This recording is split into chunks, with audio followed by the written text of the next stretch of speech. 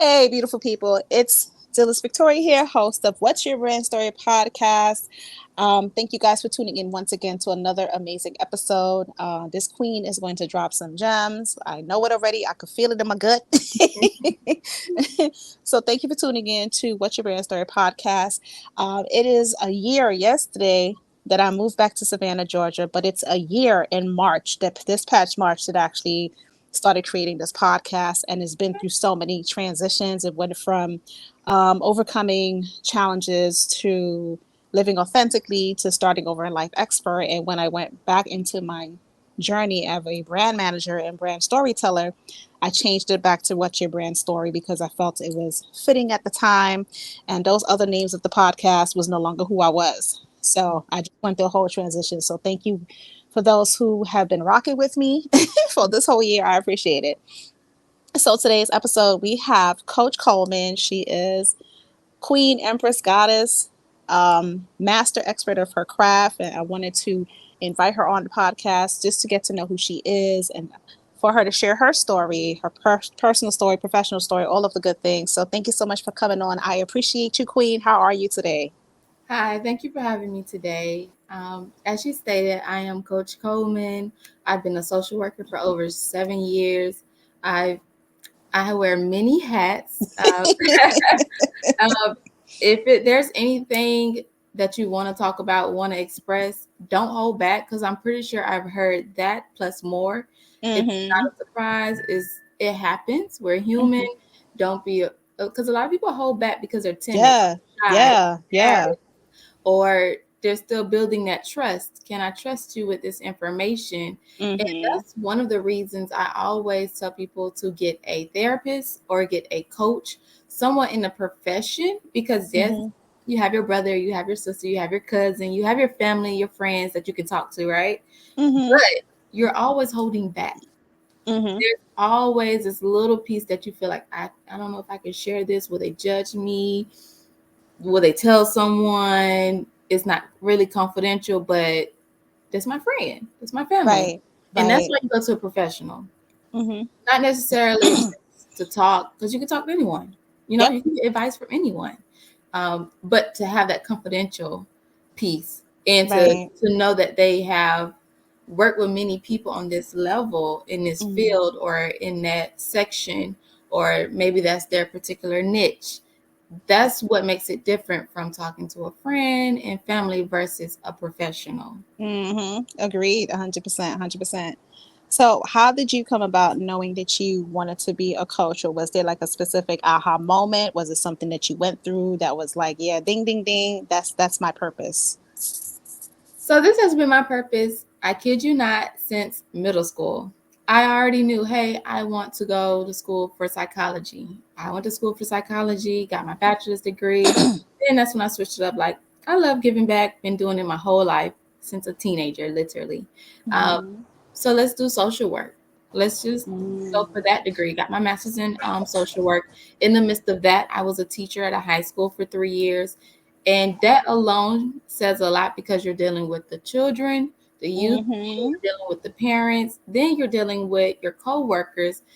It's so much going on, Yeah. so many moving pieces that you see the gap. I refer to it as the gap. What's missing? Sometimes it's young parents raising young kids, so they're kind of on the same level. And then you see there's great grandparents raising the kids, and they're it's not compatible. Mm-hmm. It's not the same as when they were younger, and they can run out the Sue down the road and get them in Right. line. Now they're older, and Sue or Jimmy is taking advantage because they're too old. And if you're the around the same age range, you're more like a friend than a mother or a father figure. It's just so many gaps. Or if you're a single parent, you're a great parent, but you're always at work. You have to Yeah. provide. And even with multiple households, even if you're not a single parent, I've seen the same thing. If you have to pay the bills, you have to work. You're great parents. Mm-hmm. You have to do what you have to do in order to survive. So you see a lot. You see a lot of Yeah. gaps. And that's when I created a youth mentoring program for the youth. Mm-hmm. And youth mentoring program, as I stated earlier, the adults still seek guidance, seek help, that advice on a professional level. So I also started my LLC as a life coach, which is why I call myself Coach Coleman, because I work with the youth, the adolescents, and the adults on all levels. And when I say all levels, because in my background, I've been a school therapist, a school teacher. Uh, I worked in a psych unit. I'm a social worker in a hospital. When I tell you this Hmm. girl wear many hats, it's no exaggeration. That's good. That's good. That means you're well versed and Yeah. anyone can come talk to you and stuff. So what is like your superpower or your area of expertise that you shine in, that you are a master and an expert at, that you do confidently? What is that area? Being in your authentic truth, being Mhm. yourself, regardless of where you are in life or what room you are in at that moment. Mhm. Because some of us, it's okay, to turn it on and turn it off when you're professional in a professional setting, and when you're not, that's okay. But your characteristics of who you are, your morals and principles should not change. That should not Right. shift. Maybe your dress code may change, but who you Mhm. are as a person, um, it's important to stay true to yourself because it's going to come out sooner or later. I agree 100%. 100%. Yeah, so that is something that I promote heavily in my youth and to adults, because in life, that will help you in life in general. And if you start at an early age, it becomes stronger. It Mhm. becomes a first-hand thing to do, second nature. Yep. You think twice about, should I be myself or should I say this? No, it comes instantly Right. because you've been practicing and making it strong since Right. adolescence or your early 20s, early 30s. The sooner the better, I say. Awesome. Awesome. Good stuff. So, what is one specific review or compliment that a client has given you that touched your heart space till this day? No brainer. Working with She working said with that's a no-brainer. yes, no. Working with the youth, I've worked with this one particular family of 9 children. The Mhm. oldest, she had to take care of her 8 siblings because the mother was a single parent trying to provide for 9 kids, and they were all back to back. Such as, for example, one when she was 18, her siblings, which were twins, were 16. And after that, 15, 14. Like they're back to back to back to back. And mom has to Mhm. take care of them. And just imagine going to college and your senior year is Mhm. back to back to back. So, with that being said, in that environment, kids tend to lose hope that I Mhm. can't go to college. It's too much. It costs too much. We can't afford it. So, what I did was work with this family where each of the siblings, particularly the females, when they were a freshman in high school. So I followed them for 4 years, meaning installing those morals, making those morals, those principles stronger. Yeah. Great mom, great parent, but I was there for support. I was just that Mhm. extra support, um, which is when we started something called a drill team, something for them to do after school. Mhm. Get them active, um, give them hope, promote them to get their CNA in high school. So she graduated, the oldest graduated with her CNA in high school. Okay. She's now also a LPN. She turned her whole life around because she didn't have hope, right? So she turned Right. her whole life around, got scholarships to college. It was a game changer. And because Nice. her twin sisters are right after her, they see that model, not only from what I'm telling her, but now they see, oh, my sister changed, she's doing better. Yeah. She's not fighting, she's not cussing people out. Because Right. it was a turnaround. That's good. The twins were worse, but they turned their life around, went to school. One just recently got her degree in doing hair, makeup, Oh, nails, whole game changer. nice. When I tell you that, that's more rewarding than money, that's more rewarding than the world knowing, just to know you made an impact in one household for 9 different individuals. Not even nine, Yeah. parent themselves, 10. Right. Yeah, absolutely. That's a beautiful story. That's amazing. And it's a testament to, who you are and how you show up and what you do. So that's a beautiful thing. So, what is your definition of a brand story? A brand story is not giving up, because anyone can create a logo, they can create a name, and it's easy to create an EIN number now. Oh Say, yeah. I have a business. I have a business. But to put a stamp on that brand and make it known, make it visible, that's the Hmm. hard part. That is the hard. Absolutely. Yeah.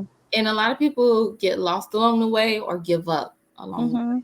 Mhm. So I Mhm. would say staying consistent, not giving up. Even when you think no one's paying attention, someone is always watching. Absolutely. That's why you don't give up. You keep going. And that's when the brand begins to develop. The more you Mhm. push it, the more visible you make it, the more it becomes a real brand. It becomes reality. It's Absolutely. no longer a vision. Absolutely. Absolutely. Good stuff. So, is there like any tips or suggestions you can offer to the audience that's listening, or to give them something to motivate them to like get their asses off the couch and move or something? Oh, do your research. Research is important. Research will help you identify what is working and what is not. So if it Mhm. doesn't work, that doesn't mean give up. That just means that's not the direction to go. Do Right. your research to shift it to where it needs to go. For example, maybe you are seeking the wrong audience. Mhm. Who is your audience? If you are selling candy, you may not want to go to the gym to sell candy. You may not No. approach the athletes, you know. You may want to go towards the children. You may want to go towards parents with kids or after school programs or Mhm. something of that such, who people who are attracted to candy, who wants candy. Right. Exactly.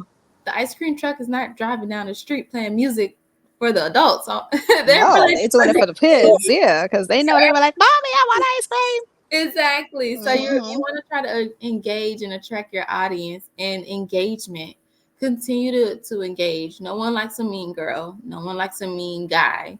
You have to engage. They're not just gonna flock to you. They Yeah, don't know who you are. you got to show up and show out. That's why I'm so big on helping my clients create a brand story that helps them stand out, that tells Mhm. who they are, what they have in common with their clients, and also showing off some of the way that they overcame their challenges, and also teaching them how to like when you're doing videos and reels, do them on your life, how you are embodying what you're talking about, Mhm. how you set up your mindset when you're about to go and do a coaching call or a Right. Reiki session or whatever. Like all of those things encompass it. Show that you're a human being, that you're not perfect. You go through things too. But this is the way I'm choosing to pivot from negative to positive. Like those types of things to me is what I do when I work with my clients to help them to consistently stay authentic within themselves and continue to build a brand that way. Because it comes off more authentic, because social media is a double-edged sword. It's good for certain things, and on the other hand, you don't know whose life is real or whose life is Right. fake. Right. So I always empower them to consistently show the real you, who you are, your emotions, be vulnerable, be authentic, be unapologetic, but just show who you are. Because, like you said, you got to show up and the people will come to you. Mhm. And this is one way that I will always tell them, like, in order for your audience to come to you, you got to figure out how to speak their language. You got to get into their minds and their hearts. And that's by telling your story and asking Absolutely. thought-provoking questions like, how would it feel for you to experience a level of emotional or mental peace in your life? Like, I can offer that to you, and this is how I went about doing it. So this product or this service is beneficial because this is something that I've been working on for about 15 years, and I know if the process works. So if it's something that is tugging at your heart space, if it's something that I said that's really getting to your heart, let's connect. Let's talk to each other. So I help them set it up that way. That's how I position them to set it up because I don't want it to be salesy, but I Mhm. tell them just to share your story. Your story is going to sell itself. Yeah, I agree 100%. And I like the your approach. It's like Yeah. not just trying to sell something, not just Mm-mm. pitching something, but it's also making them look within themselves. Like do the work. Yeah. Help me help Absolutely. you. Exactly, exactly. And it's important to do so. And I tell them, I understand we're all in business for money, but I never want you to lose your passion for what you do and make it about the money at the end of the day. You Right. always want to make sure that you're consistently letting your people know that you have their best interest at heart, whichever client it is, always have their best interest at heart. So, and I see that you're a person that does that. So, celebrate you for that. Thank you, thank you. Yeah. That's typically the way to go. Hmm. I wouldn't tell anyone to do anything else. Right. Exactly. So, but do you have any like special offers, any events or anything that you have going on? This is your opportunity All the to time. brag and boast about yourself, girl. Yes, all the time. If the go-to place is my website, which is Hmm. called Better. Mm-hmm. betteryouSolutions.org. That's betteryouSolutions.org. And on there, you Right. will see all of my master classes. I try to have at least one Oops. master Wait, wait, class. wait. Sorry about that. No, Okay. you're fine. I'm actually renaming it so I can actually put it on the screen Okay. better. YouSolutions.org.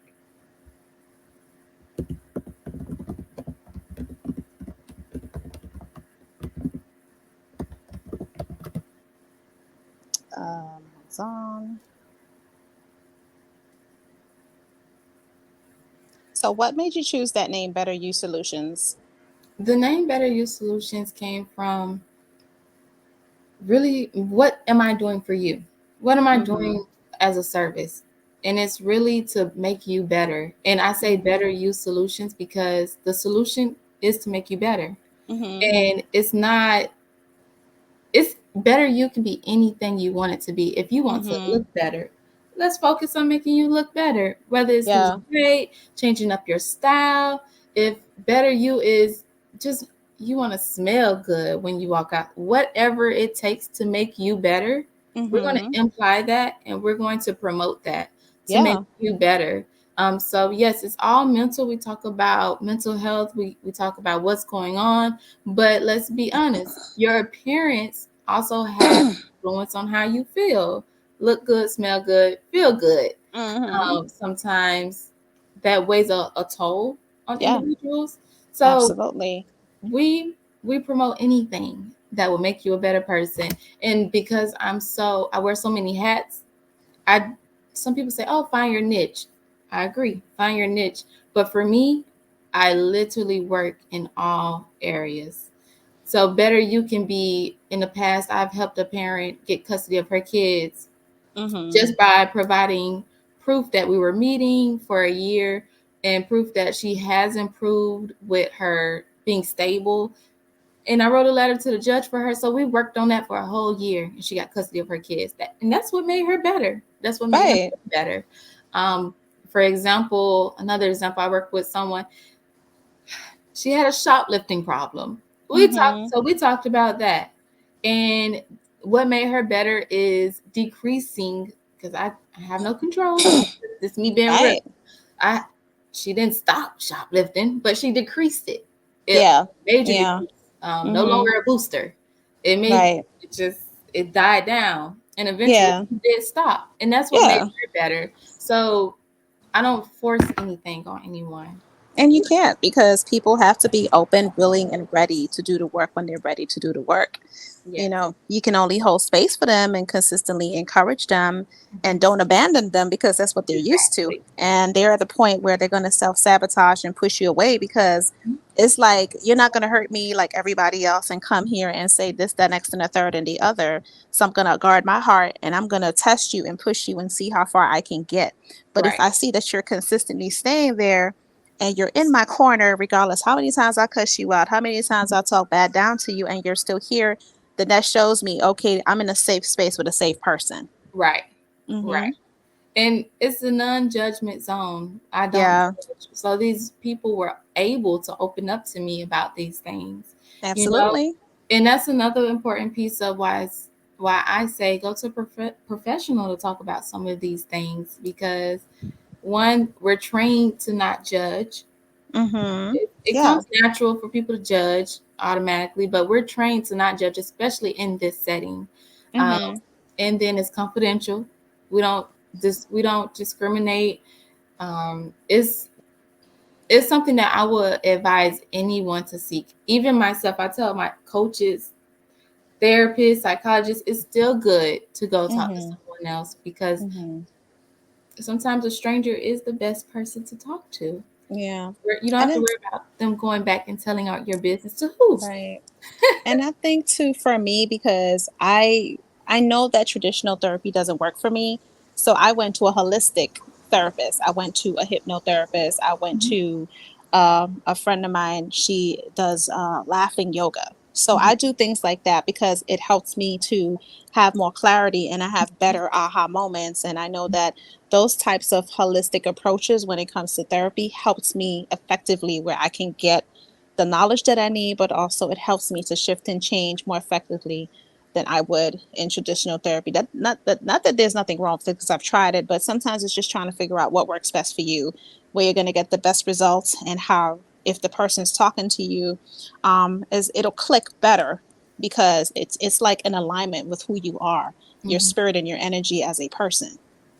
I agree. And that's one thing immediately in our first session. I always tell individuals, our first session, maybe our first 2 to 3 sessions, we're figuring each other out. Yeah. Whether I'm a good fit for you or not. And if I'm not, I'm not offended. It's okay. It's Right. not your time nor your money working with Yeah. me if I'm not a good fit. Because this is about finding what works best for you. Exactly. And like you said, traditional therapy isn't for everyone. I know for Hmm. me, I don't like medications. I don't. For some people, you need to take your medications because it's a Yeah. chemical that's not balanced. Imbalance. Right. So you need the medications. Hmm. And then some people you don't. And I'm one of Yeah. those people who I prefer the holistic approach. Same. I Yeah. need to talk it out. Right. I need to go work out, I need to exercise. I need to do the Give me whole some homework assignments. yes, yes. Um, I yeah, I did actually a 4 hour past life regression with the hypnotherapist, and she was able to put me under hypnosis. I mean, I was still able to have like an awareness of everything going on around me, but it was effective to the point that the next day when I woke up, the questions that I asked was, why do I think the way that I think, act the way that I act?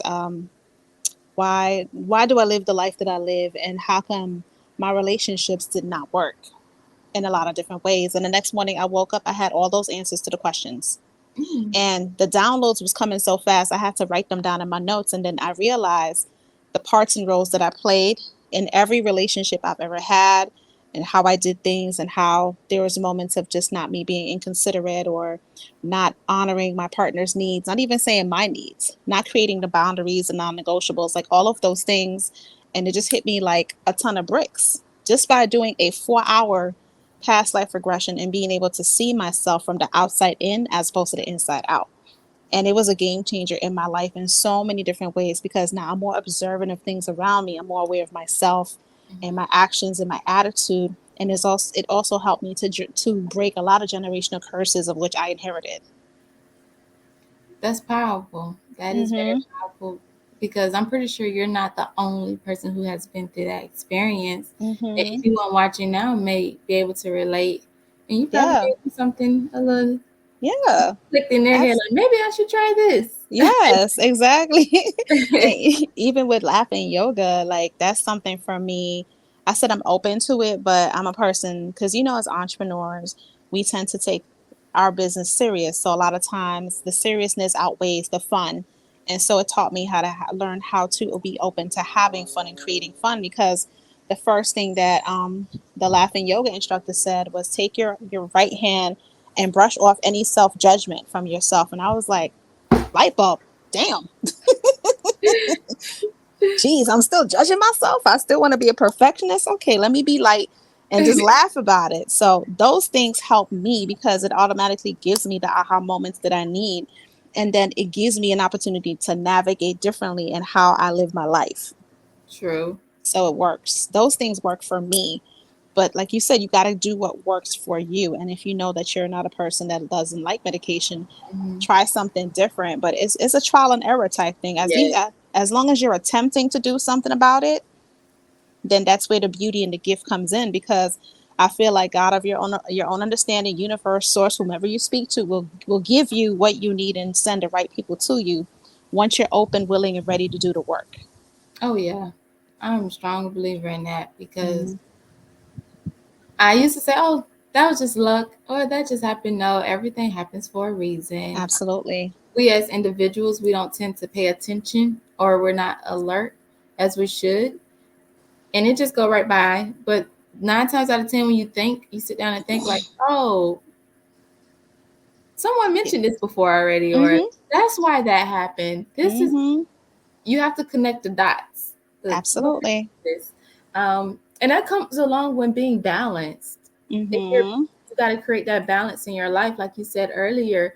Yes, work hard, but have fun too. Yeah, You got to absolutely. Absolutely. have For fun. sure. So, And that's that, but that good balance. exactly. So, But thank you so much for coming on the podcast. I appreciate you. I appreciate all the things that you're doing. Can you tell the people where they can contact you, connect with you, work with you, all that good stuff? Yes. Once again, I am a life coach. We can connect one on one. I do have free classes once a month. It's called Fearless Healing. That one is particular for only women. It's our own little community. Mm-hmm. You can be a part of the app. It's called the BAN app, Fearless Mm-hmm. Healing, where you can find us, or you can just write me, DM me, and get the link. And you could just communicate in there. We talk about any and everything, ask your questions. It's a safe place for us. Mm-hmm. And then we also meet once a month for free. Kind of conversations like this. You get your all your if you don't want to pay for the one-on-ones, it's a group setting, you know. Yeah. Um, I try to provide both ways because like I said earlier, it's not all about the money. So Absolutely. I feel you. I come, girl. We right here. yes, yes, yes. Good stuff. So betteryoursolutions.org. There you can also find an Instagram, Facebook. You can write me personally. Like I said, one-on-one sessions, you have access to me 24 hours. You get your sessions. You get a self-care workbook. I also have a novel on Instagram. A novel on Amazon, which is called Mm-hmm. Better You Solutions, and it's Mm-hmm. under Between Two Worlds. Between Two Worlds on Amazon. But once again, you can find all of this on the website. Everything is Yes. there. Well, thank you so much again, Coach Coleman. It was a pleasure. I celebrate all of your good work, everything that you're doing, and I send you so much blessings and abundance and prosperity and everything. Everything. Thank you. And you stay blessed as well. Of course. So thank you so much, podcast viewers. I appreciate you so much. This is Stills Victoria, host of What's Your Brand Story. Until next time, told you she was going to drop some amazing gems. I hope you had a notebook and a pen taking notes. If not, then catch the replay. Talk to you guys later. Have an amazing day. And remember, always wake up grateful and go to bed grateful. Talk to you soon.